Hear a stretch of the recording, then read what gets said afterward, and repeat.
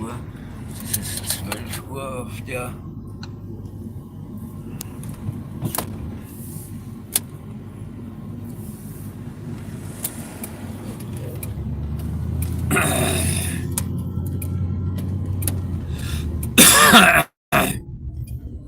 so, Moinsen.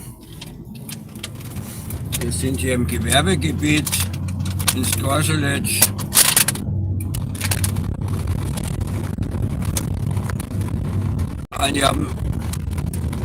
Ich habe eine leichte Erkältung erwischt. Der Hals ist rau. Ich kann kaum sprechen, das war heute früh noch nicht so schlimm. Gestern habe ich Probleme mit der Nase gehabt. Das war jetzt, war maßen kalt jetzt die Tage mal kurz, da wo es der ganze Tag geregnet hat. Na?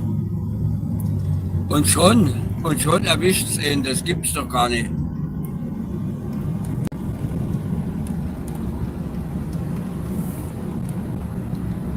Ja, heute früh war es auch kalt, als ich losgefahren bin. Da merkt man jetzt den Herbst ganz deutlich.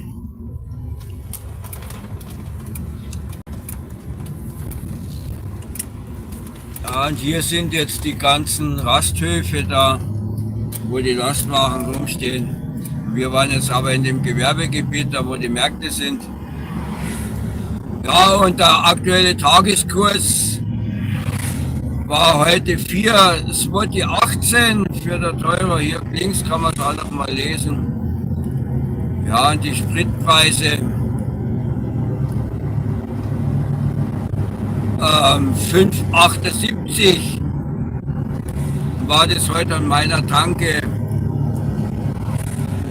Da habe ich aber noch Rabatt bekommen, weil ich habe ja meine Flottenkarte. Ich habe es noch gerade ausgerechnet.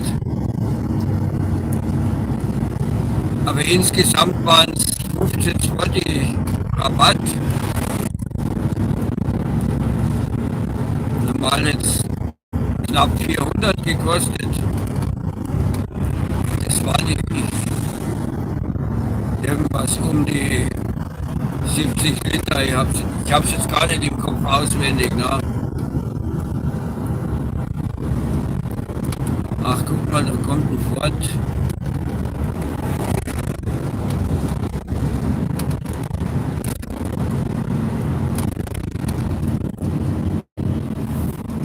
Ja, und vorhin hatte ich schon so einen Spezialisten. Da war ich auf einer Nebenstrecke, das war die Engstelle, da kommt einer entgegen. Ne? Und ich halt an, weil ich gesehen habe, dass es knapp wird, habe mir gedacht, lässt den Ding zuerst durch. Und der Trottel hinter mir fährt gleich raus und will an mir vorbei. Und dann habe ich natürlich auch Gas gegeben, ne? Und bin fortgefahren, und dass der, wo mich überholen wollte, dann mit dem Gegenverkehr Nase an Nase stand. Und da konnten sich die zwei dann streiten, da wer als erster fährt, und ich bin rechts drum vorbei.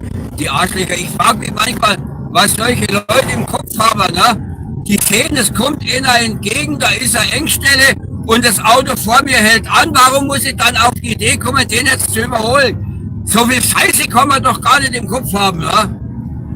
Wenn man ein bisschen mitdenkt, dann weiß man doch, dass das Auto vorne dran anhält, weil es jetzt eng wird. Nee, da muss man sofort rausziehen und überholen wollen. Ne? Obwohl die Straße so schmal ist, dass es zum Überholen gar nicht reicht. Ne?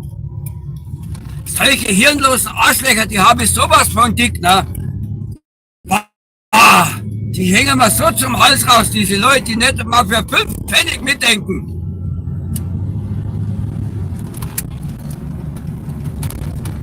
Da frage ich mich immer, wie haben die den Führerschein bestanden? In der Fahrschule lernt man das doch auch, dass man nicht in der Engstelle nachfährt, wenn einer kommt, na?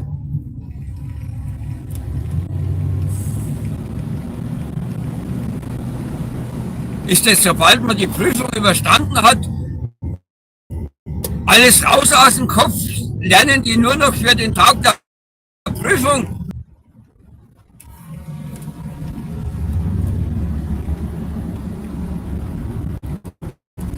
Ja, jo, nee, wie heißt's? Sarah, hallo, auf to Brasil. Michael Mayer, hallo. Gleichfalls ein schönes Wochenende. Wünsche ich auch allen anderen, die jetzt da mithören, ohne zu leben. Wir sind jetzt hier in Skroselec. Das ist die polnische Seite von Görlitz. Ja, und allzu lang werden wir heute nicht live machen, weil meine Stimme, die ist gleich weg. Ich weiß nicht, heute früh, als ich aufgestanden bin, war es noch nicht so schlimm. Ah, aus München bist du, Michael, ja. Da war ich auch schon ein paar Mal mit dem Lastwagen in München unten. Das ist jetzt aber schon ein paar Jahre her, dass ich das letzte Mal dort war. Mittlerer Ring und so weiter. Ah, da war immer viel Verkehr. Ich nehme mal an, das ist immer noch so. Und wenn ich da mit dem Lastwagen rumfahren muss, dann musst du ja deine Augen überall haben. Und was habe ich da noch gesehen? Ja, wie nennt ihr das, der Hungerturm? Den Hungerturm habe ich gesehen. Und das Stadion. Und beim BMW bin ich schon vorbeigekommen. Das kenne ich also alles. Giesing, ja.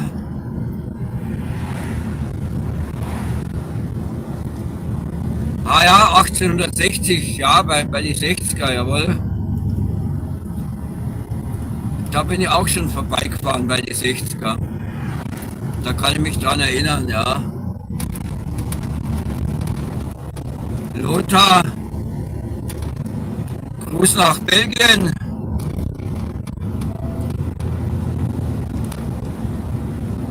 Also wir fahren hier in Polen und ich fahre 3 Kilometer Umweg, als dass ich mir 1 Kilometer in der Stau stelle. Da kann ich jetzt zwar vielleicht nicht Zeit sparen, wenn ich einen Umweg fahre, ich kann zumindest fahren und muss nicht im Schritttempo rumeiern, das nervt.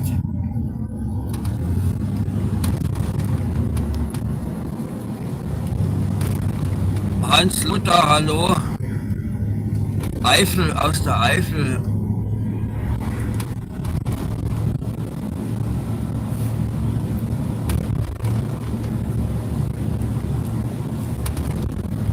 Ja, und da vorne müssen wir jetzt links. Und hier links, da ist ein günstiger Waschpark. Da kann man die Karre waschen. Und soweit ich weiß, kann man da die Automaten auch mit Euro füttern. War zumindest früher so, aber ich wasche ja immer auf dem eigenen Hof.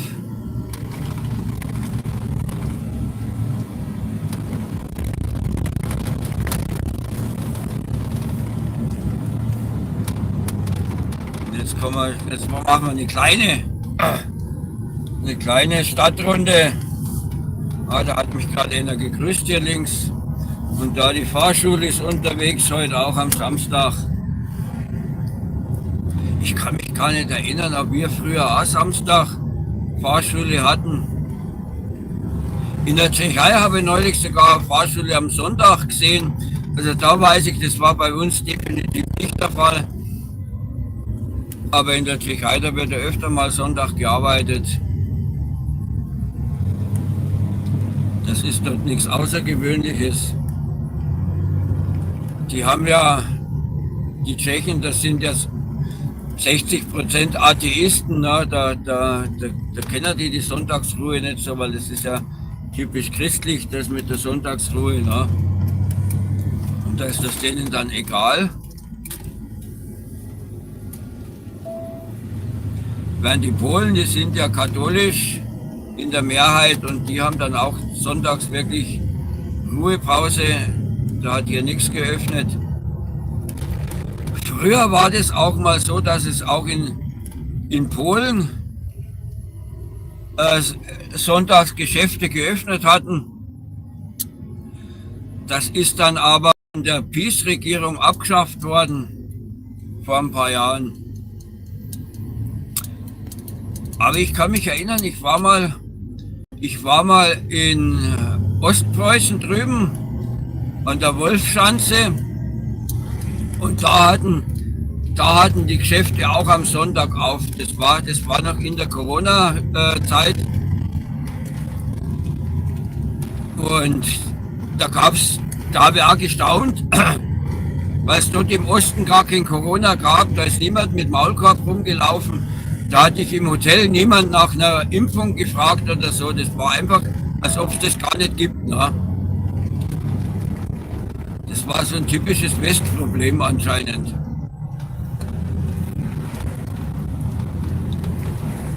So, und jetzt fahren wir hier links rum. Ich könnte jetzt auch geradeaus weiterfahren. Das wäre der kürzere Weg Richtung Grenze. Aber da ist immer so viel Verkehr, da habe ich jetzt keine Lust drauf. Oh, danke. Der hat mir jetzt freundlicherweise rübergelassen, das war gut.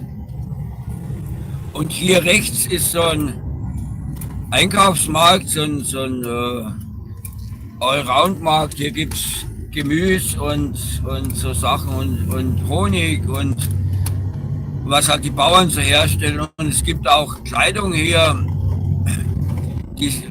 In Deutschland nennt man sowas immer Polenmarkt, aber in Polen heißt das gar nicht Polenmarkt, ne? Ist ja klar. Und Feuerwerk gibt's. Feuerwerk gibt's da dann auch, ne? Preisgünstig.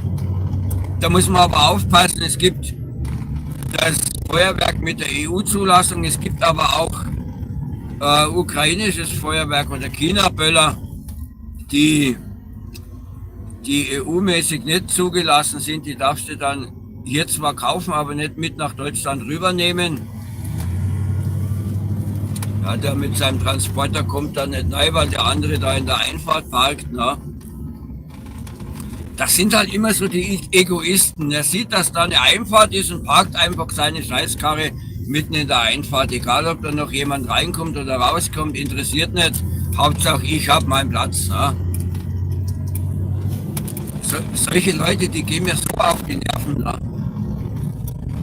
Man muss doch auch ein bisschen mitdenken. Ne? Aber die sich so bescheuert hinparken oder so oder irgendwelche so bescheuerten Aktionen machen, das sind die Ersten, die dich anhupen, wenn irgendwas ist. Ne?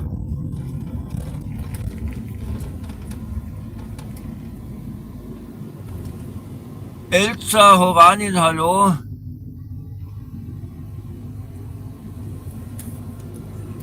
Ja, und ich begrüße jetzt alle, die neu dazugekommen sind. Wir sind jetzt hier in Zgorzelec.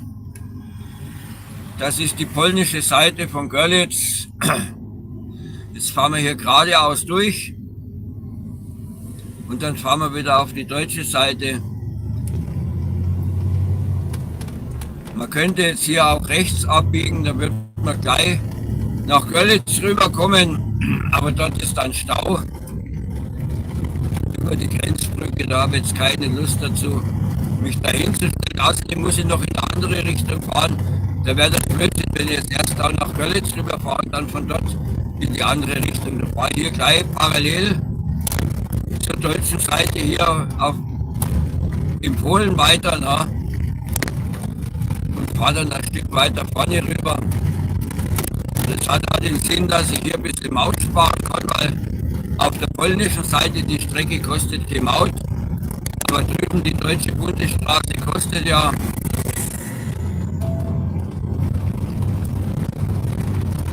Und dann fahre ich jetzt lieber hier lang.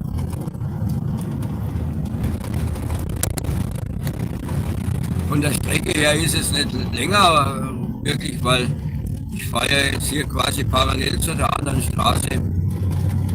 Nur dass ich jetzt hier, wenn ich fahre, nicht nochmal durch muss.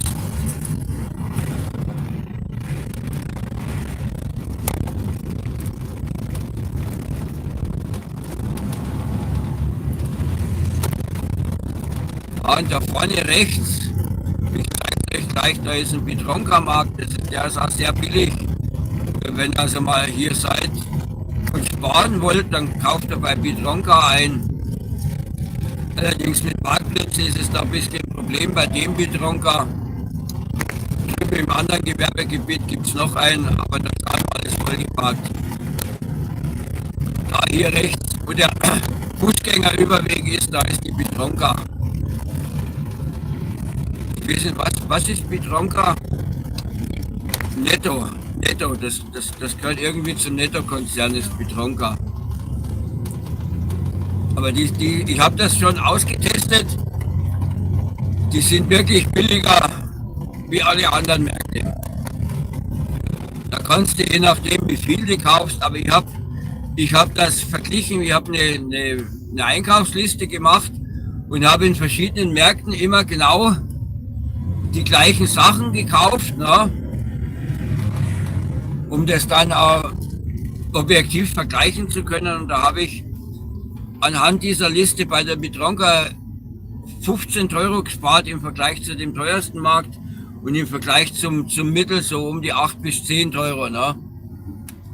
Also man kann schon richtig sparen, wenn man den Bitronka nutzt, aber man muss halt einen Parkplatz finden dort in der Nähe, ne? Oder ein Stück weiter weg parken und dann zu Fuß gehen, ne? Weil hier in der Stadt ist es ein bisschen ein Problem.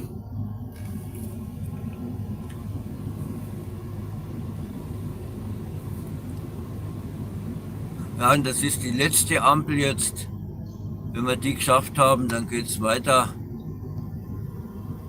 Und die hat hier gar keine Anzeige. Die andere vorne, die hat eine Anzeige, wie viele Sekunden das rot ist, wann es weitergeht. Aber hier haben wir die nicht.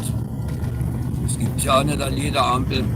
Ja, aber was ich sagen wollte, wer sich mal für die Preisvergleiche da interessiert, wer mal nach Polen rüberfährt und günstig einkaufen will, ihr findet diese Videos bei mir in der Playlist Shopping Vlog. Ja, die sind zwar schon ein paar Jahre alt, weil ich schon eine Weile nichts mehr gemacht habe in dem Punkt. Ne?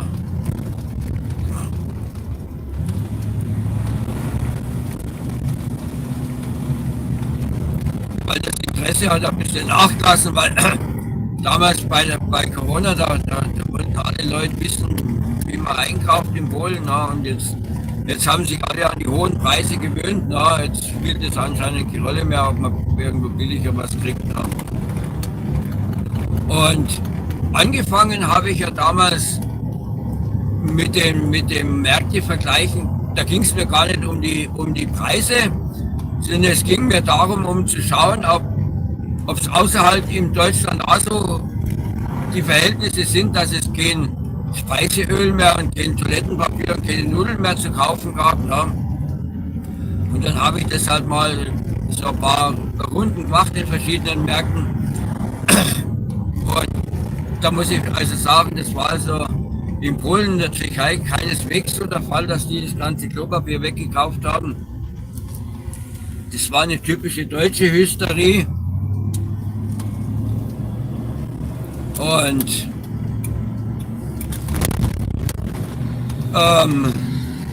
irgendwann habe ich dann halt auch angefangen, die Preise zu vergleichen. Also wen es interessiert, Shopping Vlog ist die Playlist, da guckt da mal rein.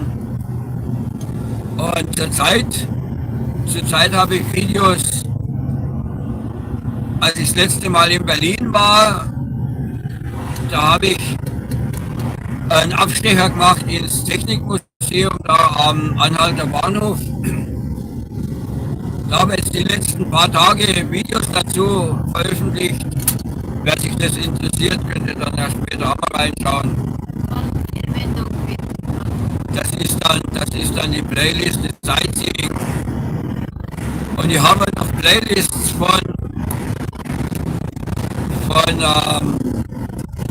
Reisen.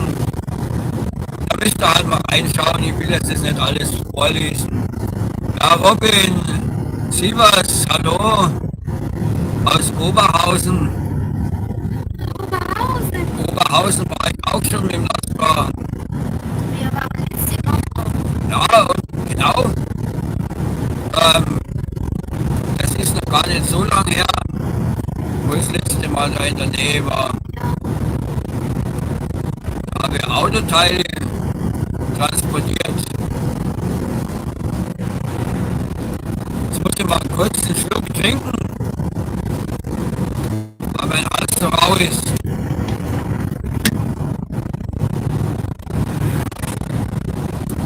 Hallo Leute, ich bin Aussicht. Ja, Ich wünsche euch noch einen schönen Tag. ja, und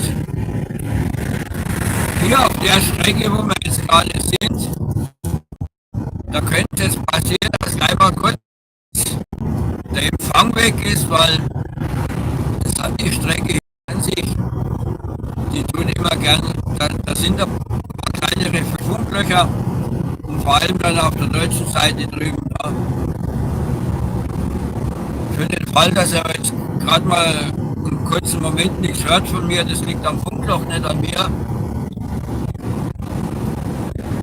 Was wollte ich jetzt noch sagen? Ja, und letzte Woche habe ich einen Livestream gemacht vom Oldtimer-Treffen. Und morgen ist auch nochmal ein Oldtimer-Treffen. Und wenn das Wetter einigermaßen mitmacht, dann fahre ich dort auch hin. Da könnt ihr morgen auch nochmal dort einen Livestream sehen von diesem Oldtimer-Treffen. Also wer sich für so Sachen interessiert, da wäre jetzt der richtige Zeitpunkt, den Kanal zu abonnieren. Und der fährt hier mit geschätzt 120 durch die Ortschaft durch. Also wenn der nicht einen Vogel hat, dann weiß ich es auch nicht. Na. Da ist eine Bushaltestelle, ein Zebraweg und da laufen Kinder rechts. Da habe ich gerade Kinder spielen gesehen, na, und der ballert da mit 100 durch den Ort durch. Also solche Leute, na, aber ich verstehe es nicht. Na.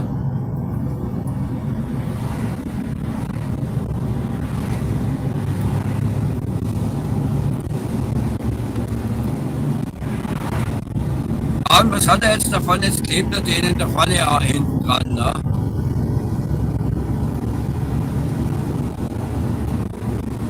Also solche Leute wünsche ich immer, dass da dann doch mal ein Blitzer steht. Ne?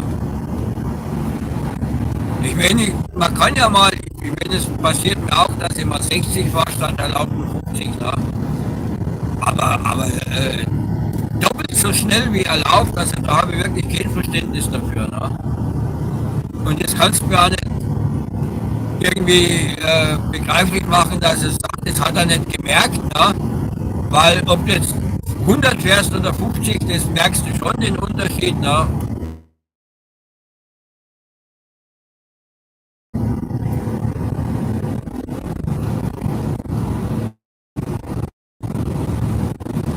Ja, Chevrolet war das und er hat mich jetzt gegrüßt, obwohl ich heute im Ford unterwegs bin. Vielleicht kennt mich der vom Chevrolet her auch. Obwohl, der andere, der ist ja jetzt in Urlaub gefahren. Der andere Bekannte von mir, der auch so ein Auto hat.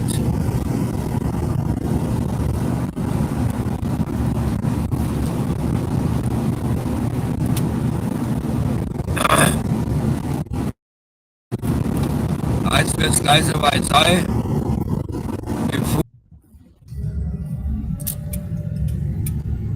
So, jetzt hat man das Funkloch gefunden. Ich habe es euch ja gesagt, hier ist ein Funkloch. Da sind wir reingefallen wieder, aber das passiert hier jedes Mal, wenn ich hier lang fahre. Ja, ein paar Leute sehe ich, sind noch dabei. Alle anderen haben jetzt abgeschaltet. Ja, kann ich leider auch nichts machen. Das passiert halt, wenn man Livestream aus dem fahrenden Fahrzeug macht. Das kann es ja mal passieren, dass da die Verbindung weg ist. Ne? Warum kommen die alle auf meiner Seite entgegen? Ja, mit dem kleinen Auto so ausholen, um abzubiegen. Also, jei. Und jetzt kommt gleich die Grenze.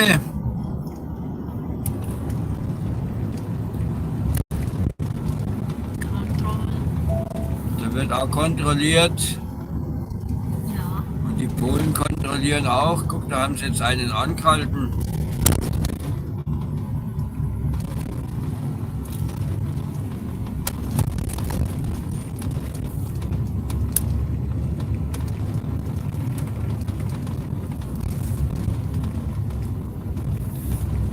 Die Polen, die stehen noch nicht so lange, das ist erst seit ein paar Wochen, wo die da stehen, aber die Deutschen, die stehen ja schon seit Jahren da an die Grenzen. Ne? Und die Polen, die stehen hier quasi aus Revanche, weil die Deutschen stehen und kontrollieren. Ich sage immer, die Deutschen, die kontrollieren dort, weil die Regierung in Berlin Angst vor der AfD hat. Und die Polen, die stehen da und kontrollieren, weil die Regierung in Warschau Angst vor der Peace-Partei hat. Ne? Obwohl halt Peace-Partei war jetzt falsch, weil das P steht ja schon für Partei. Ne? Also jetzt erst machen sie es rot, dann machen sie es gelb und hier auf der linken Seite ist es grün. Ich bin ja gespannt, wann die sich mal entschieden haben, welche Farbe das dann endgültig wird, wenn sie fertig sind. Ne? So, jetzt müssen wir hier langsam machen. Na, sieht nicht so aus, als ob die jetzt heute Interesse haben, uns anzuhalten. Aber gut, ich fahre ja jetzt hier mit dem offenen Pickup. Da sehen die ja, dass ich keine Ladung hinten drauf habe und dass ich niemanden schmuggeln tue. Da brauchen die mich nicht anhalten. Mit meinem geschlossenen Transporter, da halten sie mich dann schon hin und wieder an und schauen hinten rein. Ja, und hier müssen wir jetzt links abbiegen, weil rechts die Straße gesperrt ist wegen der Baustelle.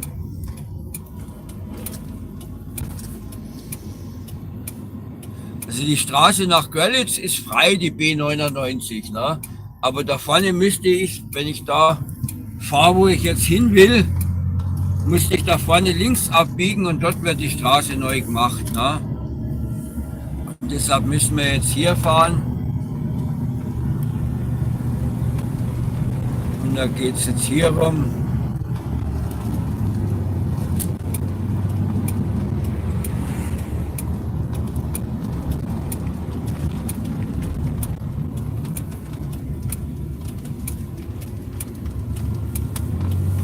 Dann fährt man hier an dem Umspannwerk vorbei.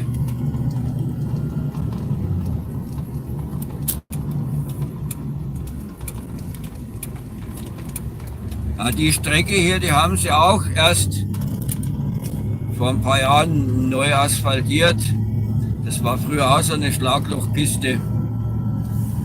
Ja, und jetzt sind wir schon wieder auf der deutschen Seite, wer es jetzt nicht mitgekriegt hat. Ne? Wer jetzt gerade eben sich erst eingeschaltet hat, wir sind jetzt hier von Polen nach Deutschland reingefahren.